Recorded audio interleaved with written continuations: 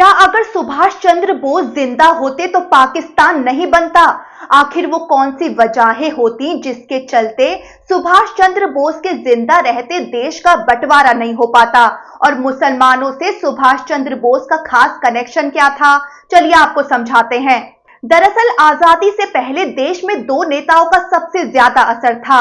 ये दो नेता थे नेताजी सुभाष चंद्र बोस और गांधी जी। दोनों ही तब बिना विवाद देश के ऐसे नेता थे जिनका देश की जनता पर सबसे ज्यादा असर था। सुभाष चंद्र बोस ने देश में ऐसा तूफान खड़ा किया जिससे अंग्रेज घबरा गए थे। सुभाष चंद्र बोस अंग्रेजों की आंखों में धूल झोंक कर भारत से अफगानिस्तान पहुंचे, वहां से जर्मनी गए, वहां रहे, फिर वहां से पनडुब्बी के जरिए बहुत मुश्किल यात्रा के बाद जापान पहुंचे, जहां उन्होंने आजाद हिंद फौज को फिर से जिंदा करके उसमें जान फूंक दी। उन्होंने इस सेना को मजबूत किया, फिर उसे लेकर अंग्रेजों से आ भिड़े। उसी समय उन्होंने देश को एक ऐसी जागृति दी जिसकी कल्पना भी नहीं की जा सकती। अंग्रेज बुरी तरह घबरा चुके थे क्योंकि सुभाष ऐसे नेता थे जिनकी एक हुंकार पर देश केवल खड़ा ही नहीं होने लगा था, बल्कि उनका जादू किसी भी नेता से कहीं ज्यादा इस देश की आवाम पर था। ये यूं ही नहीं था क्योंकि उन्होंने एक ऐसी सेना बनाई थी जिसमें धर्म की दीवारें टूटी, जाति की दीवारें टूटी, महिला पुरुष के बीच की असमानता की दीवारें भी टूटी। ये तथ्य है कि उनकी सेना में 40% से ज्यादा मुसलमान थे, जो सैनिक भी थे और बड़े अफसर भी। कुछ ऐसे मुस्लिम अफसर थे जो नेताजी के लिए पूरी तरह वफादार थे और तिरंगे के तले कुर्बान हो जाने वाले थे। इन सभी के लिए भारत केवल अखंड भारत था, कोई बटा हुआ देश नहीं जिसका सपना उन सभी ने देखा था।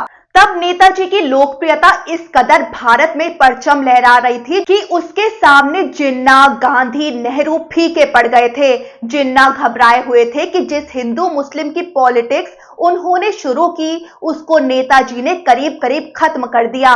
ये जिन्ना का वो दौर भी था जब हाशिए पर गए हुए लग रहे थे।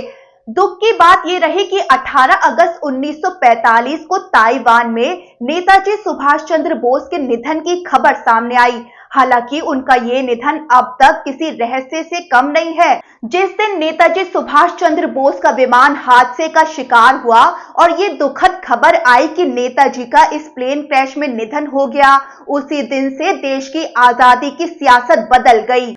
कोई ऐसा नेता नहीं था जो सुभाष चंद्र बोस की जगह ले सके और उनके जैसा जादू जनता पर कर सके। अंग्रेजों ने सही मायनों में तब राहत की सांस ली। भारत की आजादी की लड़ाई में सुभाष जैसे विशाल नेता के चले जाने का फायदा जिन्ना और अंग्रेजों दोनों ने मिलकर उठाया। अफसोस ये था कि सुभाष चंद्र बोस की तरह का वैसा असर न गांधी पैदा करने में सक्षम थे और न नेहरू या कोई दूसरा नेता। और इस माहौल में जिन्ना ने नफरती सियासत शुरू की। इस वक्त देश की राजनीति ऐसे दुर्भाग्यपूर्ण मोड़ पर खड़ी थी जहां जिन्ना को नजर आने लगा कि उनकी नफरती राजनीति की गाड़ी अब अगर पटरी पर दौड़ाई जाए तो वो रंग ला सकती है। अगर आजादी के पहले की 2 साल की राजनीति को देखें तो असल देश के बंटवारे की मुकम्मल भूमिका को आकार देने का काम इन्हीं 2 सालों में हुआ। गांधी जी तब और बेबस स्थिति में थे जब बंटवारे की खिचड़ी आग पर चढ़ा दी गई।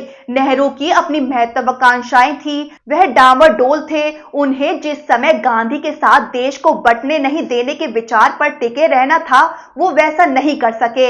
इसे उनकी बड़ी गलती भी कहा जा सकता है। सरदार पटेल की सहमति भी देश के बंटवारे पर ही थी। इस मौके पर अगर सुभाष जिंदा होते तो अव्वल बंटवारे की अंग्रेजों की साजिश आगे ही नहीं बढ़ पाती, और अगर बढ़ती भी तो सुभाष का इतना ज्यादा प्रभाव था कि मुस्लिम जिन्ना की जगह उनके साथ ही होते, क्योंकि नेताजी ने अपनी सेना के जरिए साबित कर दिया था कि हिंदू और मुस्लिम बहुत उम्दा तरीके से कंधे से कंधा मिलाकर चल सकते हैं।